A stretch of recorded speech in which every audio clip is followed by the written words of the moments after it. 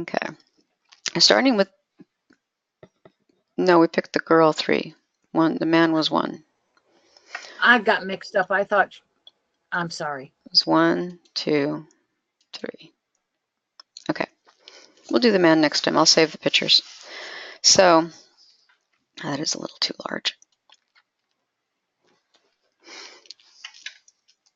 We start with basic assumptions of portrait drawing. I'll give you a quick run through of standard proportions. Okay. Most people's face is a little longer than it is wide, at least for adults. You can take a midline down for the nose, the midline of the face. The eyes will always be in the center. And you may think that's wrong, and people will tend to draw the eyes too high and too big, but they are going to be halfway between the chin and the crown of the head. If you're talking about the hairline, then you're talking like a third. Okay. You can usually, there's usually 5 eyes across and the width of the head. And we'll do some measurements to see if this falls true on our particular model. So 5 eyes across, generally speaking. The eyes are an eye apart. So you can figure that the shape of the eye is going to be about the eye's distance apart. The eyebrow ridge runs above because the eye itself, if you look at the skull, let's draw a skull next to it. The eye sockets are kind of not really round, they're kind of squarish. They kind of tilt down a little bit, kind of funny like that. So these are bony holes, scooped out holes on the bone. Then you have a brow bone, and then you hit the zygomatic arch, which are the cheekbones. The nose, opening for the nose, because the nose is mostly cartilage, goes right up in between the eyes. And then this is the generalized opening for the bone. The zygomatic arch pulls out away from the face a bit.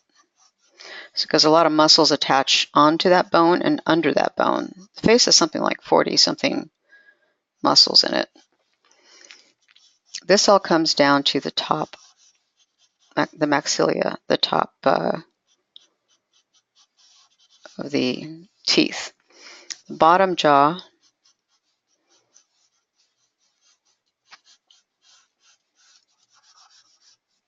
is attached like so. And it tends to protrude a little, and it bends at the corner. Now if we do a side view, the cranium case is a little bit egg-shaped, and it's like the face that comes off like a faceplate. So if you're doing your turnarounds, if you're working in the 202 class and you're doing turnarounds, pretty important to keep, if you can't keep them without a guideline, just go ahead and put in a light guideline to help line things up. So the jaw comes up, and right at this about halfway point, this neck actually starts right here. The bone for the neck is actually in here, not back here and not down here, but it's actually here. So the ear is going to sit right at the top of the joint of the maxilla. So the teeth are here. The bone is there. Here's the top teeth. There's like an opening there. The zygomatic arch comes off the side of the head, curves down into the front. There's a hole where the nose goes, and the eye sockets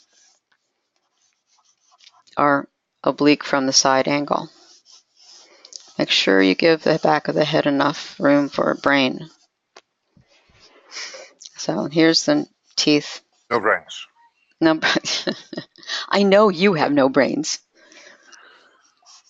I am recording this, so you will be preserved for posterity. Oh no. Oh yes. Okay, so basic proportions. Halfway between the eyes and the chin is the bottom of the nose. A third of the way from the bottom of the nose to the chin is the mouth. As you can see, it lines up pretty good even on the skull. The hairline, usually runs about a third of the way down, unless of course it's receding. So the ears tend to fall between the tops of the eyes or the eyebrows and the bottom of the nose, pretty much. They can vary a little bit. Some people have high placed ears, some people have low placed ears. Women tend to have smaller jaws and smaller brow bones. Men tend to have larger ones. So continuing on with the face and the eyes, there's some other little tricks for proportion that you can take into consideration. The inner corners of the eyes, called the inner canthus, if you drop a line straight down, you'll come to the point at which the nose attaches to the side of the face, right in here. Now, a person might have a narrow nose, so it might just go in like this, or they might have a broad nose, which means that their nostrils actually flare out. But the point of attachment is still going to be right here beneath the inner canthus. It generally curves in like this. On the eyeballs themselves, if you find the pupils and the person's looking straight ahead, take that line straight down. There's your corners of your mouth. So, kind of creepy looking, but that's the way it is. And then, like I said before, there's generally 5 eyes across on the head. I can't think of any other pertinent proportions at this time. But that's basic proportions. Okay. All in the box. All in the box. So now it's a nice 3/4 view. It's got some pretty decent lighting. And with the 3/4 view, you can really see that the face is made out of rising and falling valleys. There's no outlines. Never outlined the face, the things on the face. Unless you just don't do it, because it flattens it out. As soon as you put a line around something, you might as well take a cookie cutter and cut it out, because it's not going to have any depth or dimension. So I'm going to sketch in, and it's nice to draw as big as you can.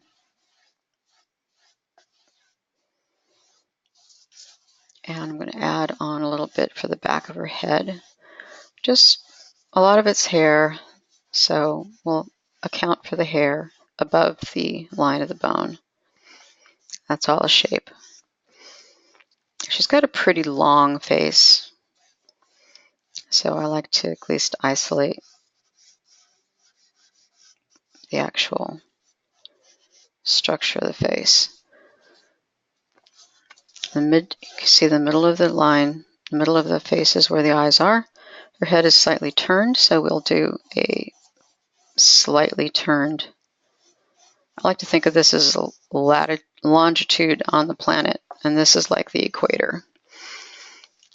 And we can even do one from the side, even though her head is covered by her hair.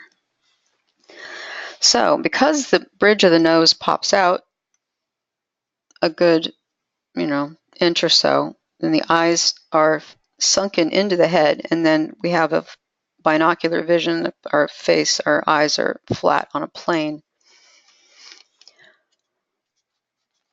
We can start with the eyebrow and the far line of the nose. Not really much of a line. You really don't see a whole lot of line. It's just a change of value because where the light's coming from, which is sort of above and to the left, based on the shadows on her eyebrow, under her eyes. So that corner of the eye, you can't even really see. It's behind the bridge of the nose. So remember, the eyeballs are my favorite drawing, the eyeball drawing.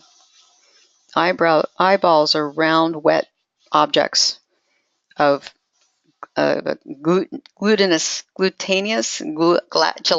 nature. And the cornea is a slightly raised, transparent dome over a flat iris. Now, the eyeball is always wet, so keep that in mind. It's always wet and shiny. It's always going to catch highlights. You can make a little puddle of goo on the bottom there. This is the way the eye works. The light comes in, image comes in, it gets flipped, turns upside down, focuses on the back of the retina right there.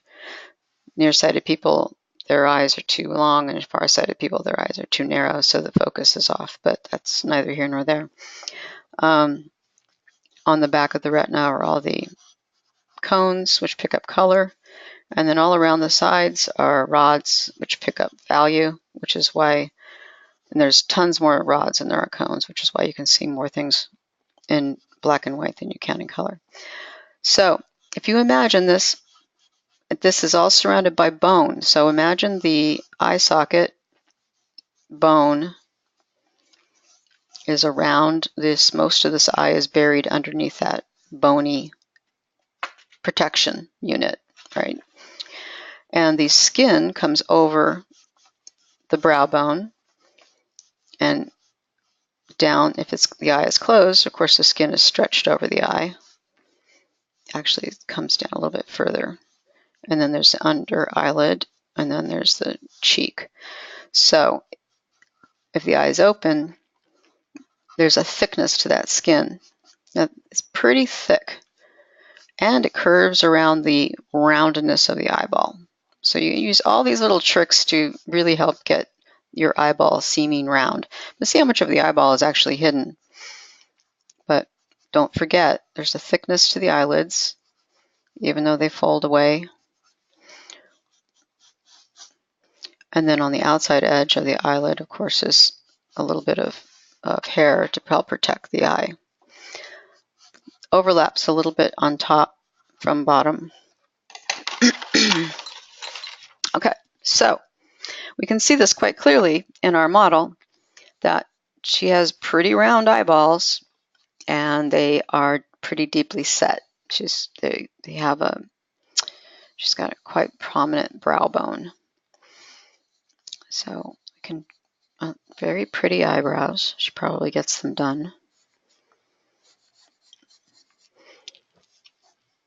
You can see also the contour edge of her forehead around the brow bone, tucks in at the eye socket, comes back out at the cheek. Now, if you can see, if you look and really see, there's a slight bit of overlap because there's all these muscles that overlap the surface of the face. If you can learn these overlaps and incorporate them into your portraits will have a lot more realism. So the chin is actually in front of this cheek muscle, which is in front a little bit of the brow bone. Tucks around the bottom of her chin. Here's her other cheek coming in from here. All right, nose. So halfway between the nose and the chin, halfway between the eyes and the chin should be the nose. Notice that the nose rises up from the face. The nose is super interesting because, here we go, we'll put the nose here. It comes off of the face, and it's all made of cartilage. From about here down is cartilage. And in the front of the nose, there's these two little pieces of curled up cartilage that look something like this. We're all kind of divided down the middle. It's really interesting. So these two curved pieces of cartilage, and some people, you can actually feel on the tip of your nose a flat spot or a dent even where the two pieces of cartilage meet. So she is a little bit two tiny little, you can just barely see them, but they're there. These two tiny little points where the edge of the cartilage is. And you can see the division of the cartilage underneath the edge of the nose. So I'm going to very lightly sketch that shape in there. Very lightly sketch in the side of the bridge of her nose there. Now the corners of her eyes. See, the eye itself is hidden, mostly hidden by the eyelid. See how the top eyelid overlaps the bottom eyelid a bit. And the under eyelid comes around that eyeball and tucks under. And we have made our eye too big, which I always do. So if you know you make your eyes too big, just be on guard for that and control it yourself. I don't want to put in too much line. I don't want this to be too dark yet. confusing us. The shape of how the eyelids wrap around the eyeball is often a major part of the likeness of the face. So be very conscious of it. Now, I'm not doing an outline. I'm really just establishing the edges of the eyelids. So I'm trying not to make it too dark. They're going to go away. There's a little bit of under, and then there's a bit of the overlid as it sinks into the eye there. Now on this side, you can really see that eyelid wrapping around the eyeball. It's kind of cool. And then you can see the bottom lid not only wrapping around, but disappearing straight back around that eyelid, around that eyeball. A little bit of shadow. Got to be careful with the shadow, especially on women. It makes them look old. So you have to be kind of subtle. She looks kind of weird right now, but the irises tend to be partly covered by the eyeballs. You very seldom see the whites of the eyes all the way around an eye. Usually, you can even define the top of the lid by simply the iris itself, especially if they're not wearing any makeup. There may not be a dark line. So the definition or the delineation of the eyelid is often caused by the iris itself. Okay. Back to the nose. Straight down from that corner, we get the attachment. It goes back a little bit.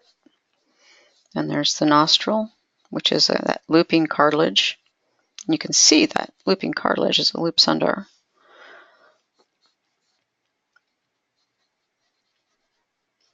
And a little bit curve here. You can just barely see the far side of the nostril. It's pretty subtle. And this line right here should really just completely go away because you really can't see it on the drawing. I mean, on the photograph. It's just a slight shadow, really light. Okay. Just notice how the nose casts a shadow on the face, which helps to define the contours of the face. Now the lips. Lips are cool because... Ooh, I have a question for you. Okay.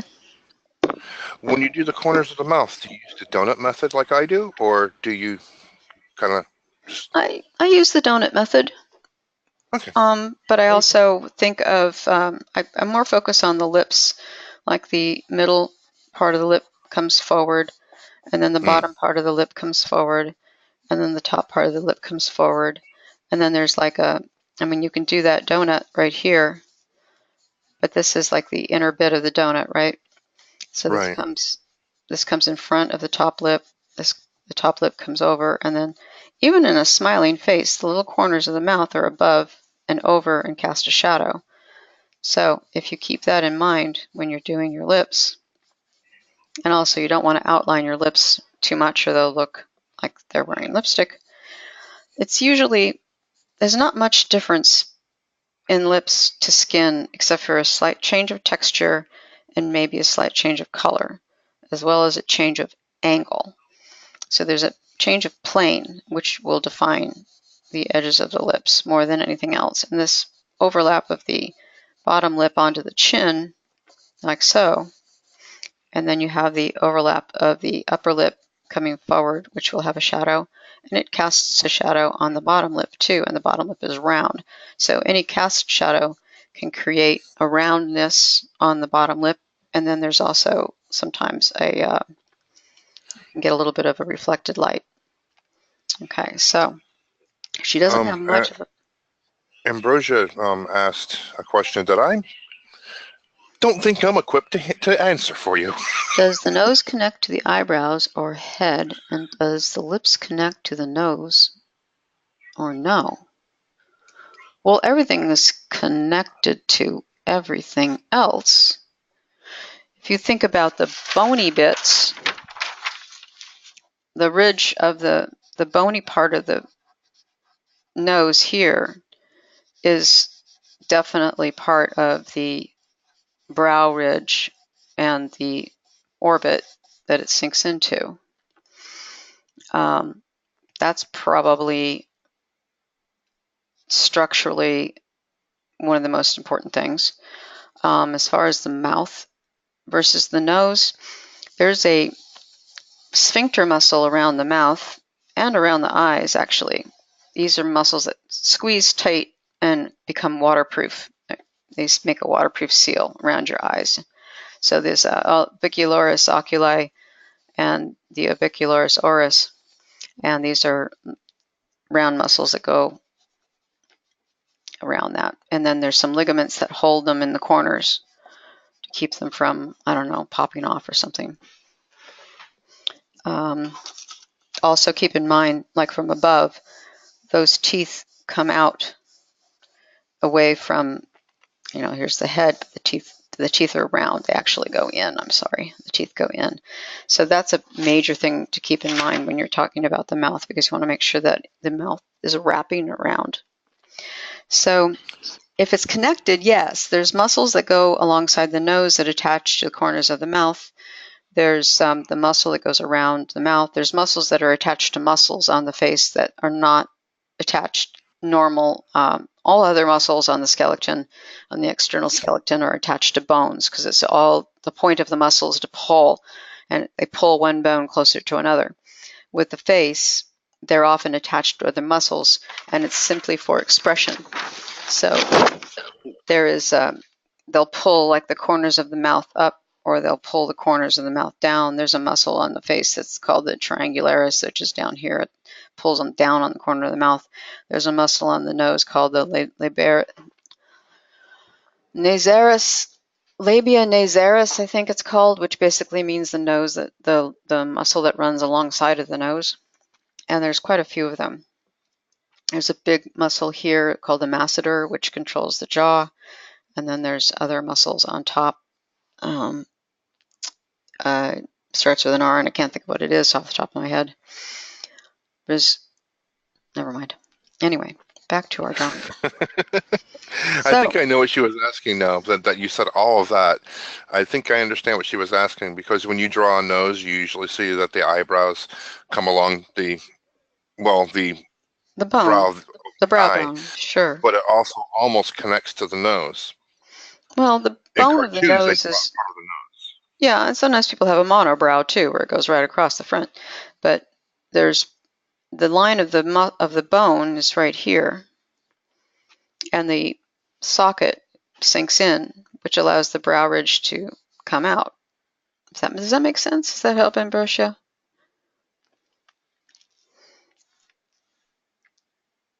Okay, good. All right, so remember our light source is coming from here. So this is going to have more of a shadow, and this is going to have more of a shadow on this side. Cast shadows are super important. This is going to have more of a shadow on this side of the nose and less on that. The highlight is actually on the tip of her nose. The underside of the nose has a shadow too, and here's a place where even if you don't really see it, it's a tricksy thing to do. If you put a little tiny core shadow, reflected light thing going on under the nose, makes the nose just pop right out, pop off the surface of the face. It's really cool. Very dark shadow where it tucks under. And then of course the nostrils are dark because they are internal.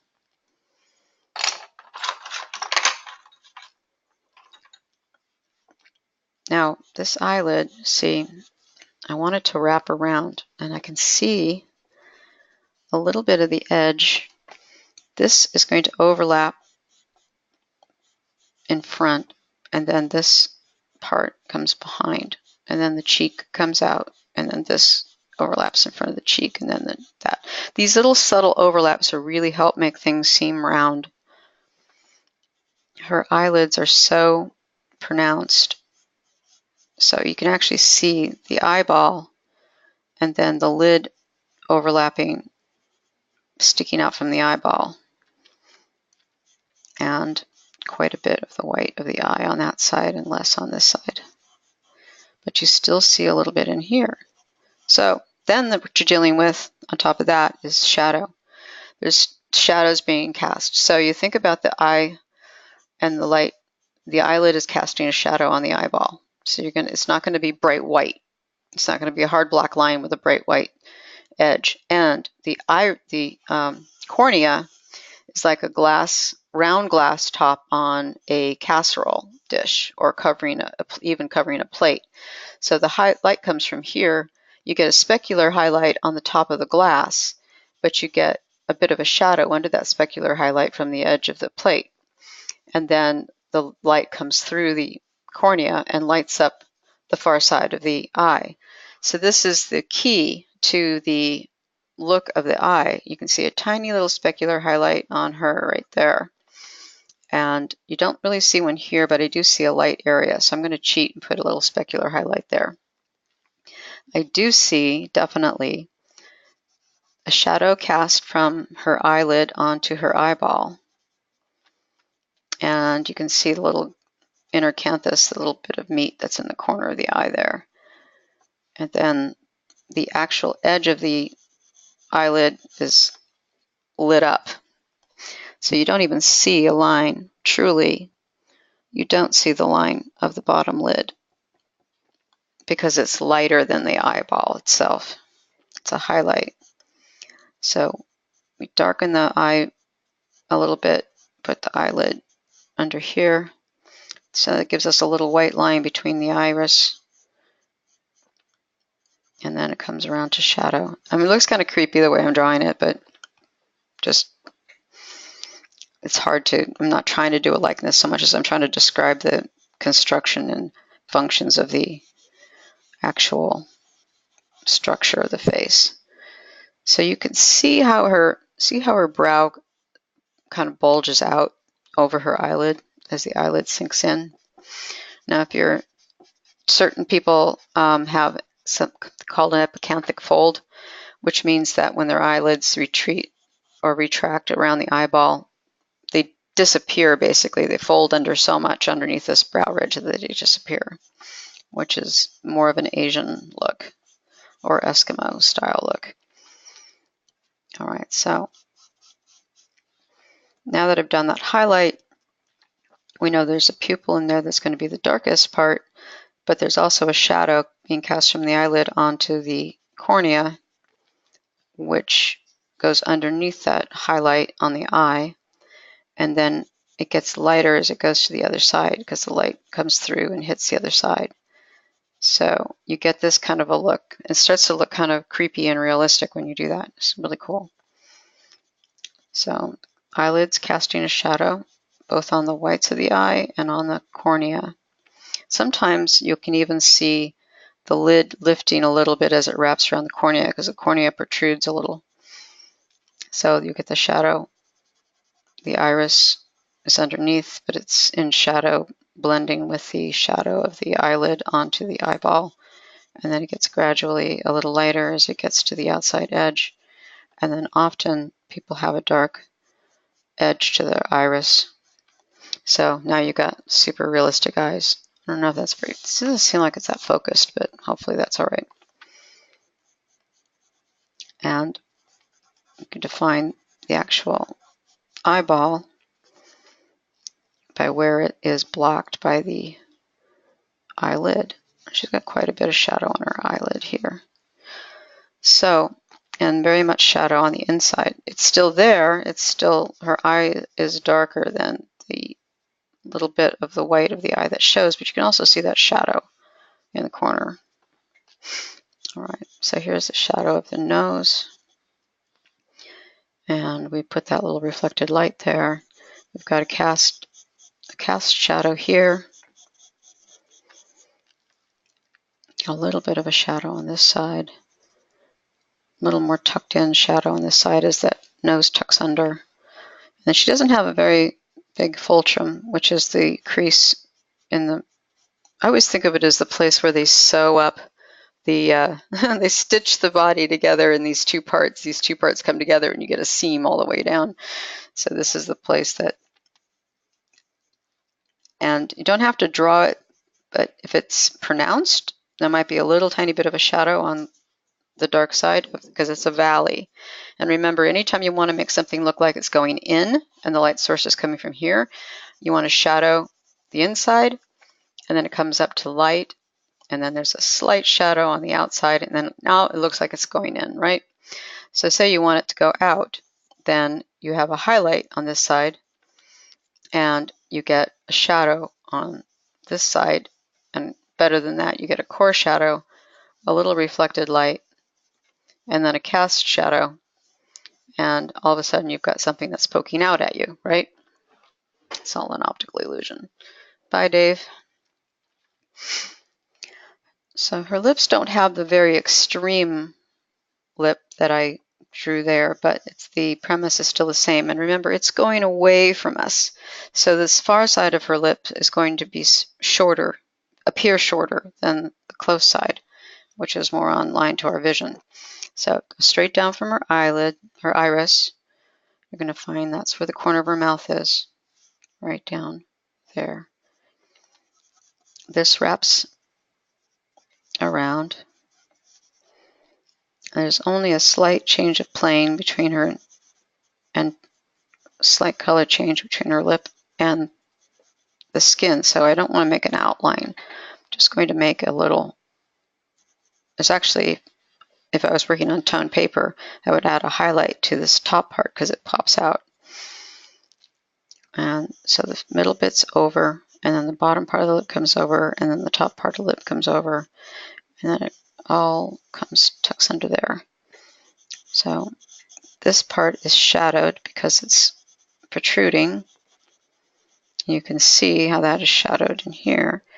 And in addition, the top lip shadows the bottom lip. And then the bottom lip, as it recedes around the side of the face, also becomes shadowed. So the darkest place is going to be here in the corners. There's quite a bit of shadow there. And where the lips actually meet. And we have just a little bit of a plane change here, and then a shadow under her chin.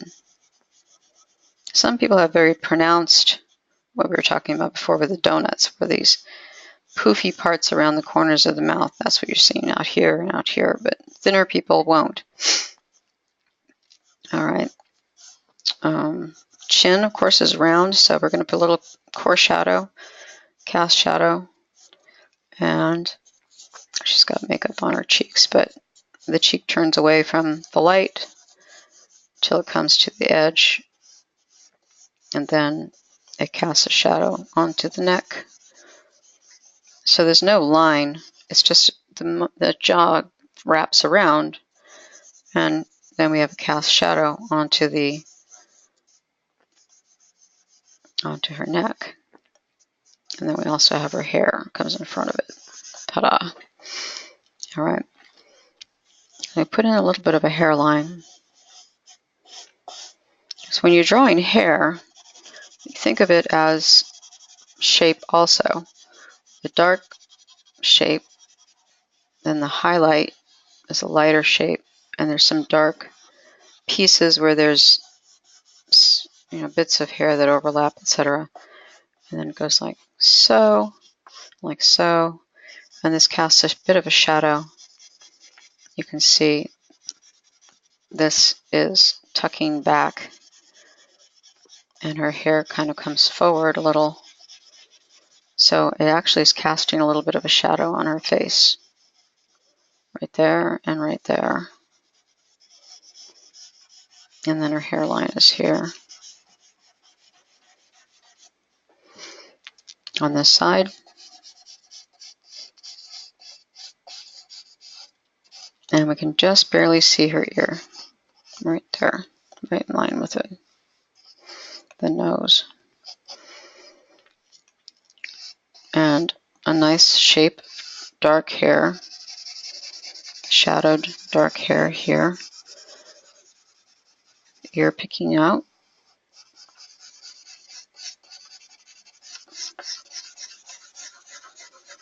And then a light area.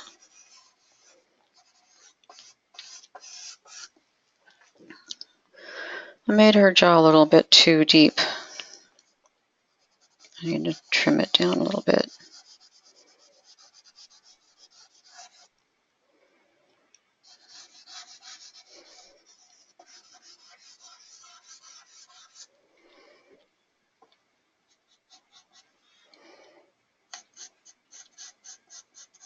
And she does have some eyelashes there, so I always add the eyelashes last, but don't get too excited about eyelashes because usually you really don't see them.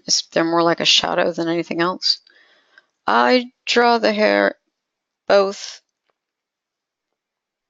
Wait a second, let me back that up a little bit. An M for the top lip and a wide circle for the bottom. Yeah, that's kind of what it is. It's an M, and then there's kind of like an oval. I usually tuck it in under here for an idealized mouth.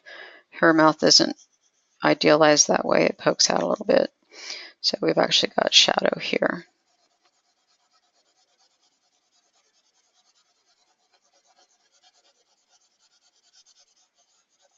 And the shadow here. And as far as the hair goes, I try to find the masses, the main shapes of light and dark in order to, I don't draw every strand obviously, but like there's a highlight along the top of her hair here, and then a few highlights in here, very dark area here, a little bit of a highlight in here, and an area of highlight here. Yeah, so depending on how much time you want to invest in the hair,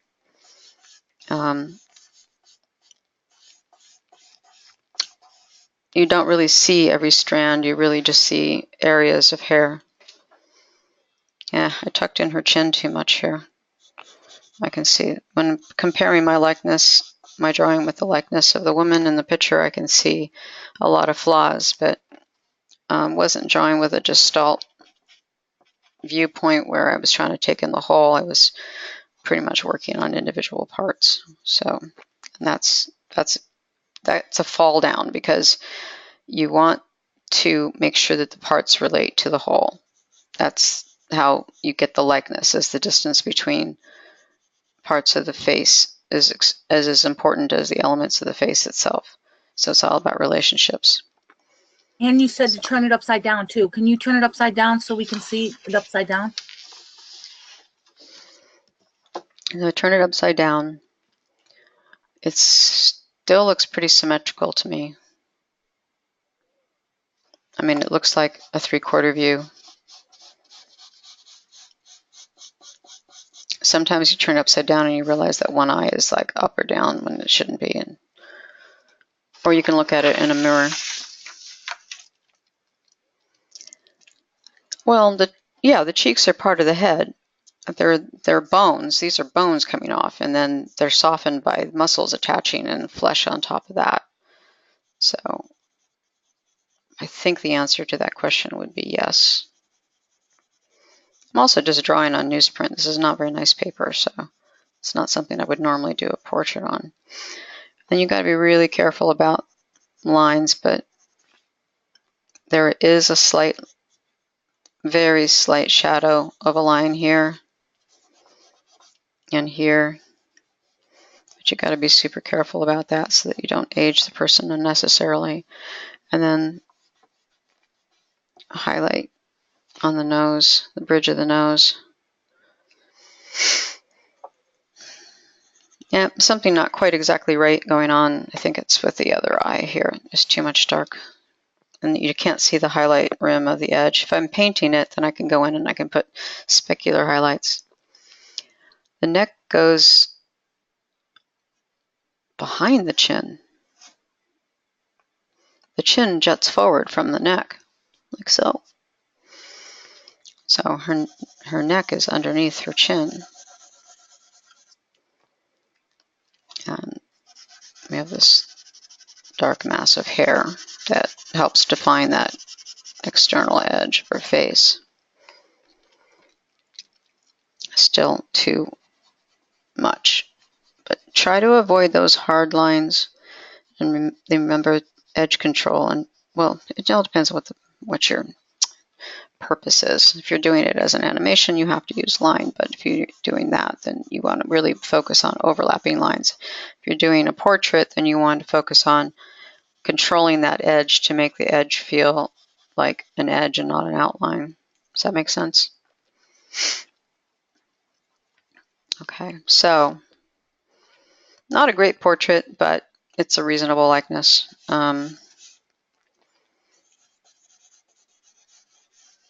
I said, I think I brought her chin back too far. She does have really big eyes. That would have to be more defined by the whites of the eyes in here. And the turn of the eyes in there. Some of her hair is in front of her neck, yeah.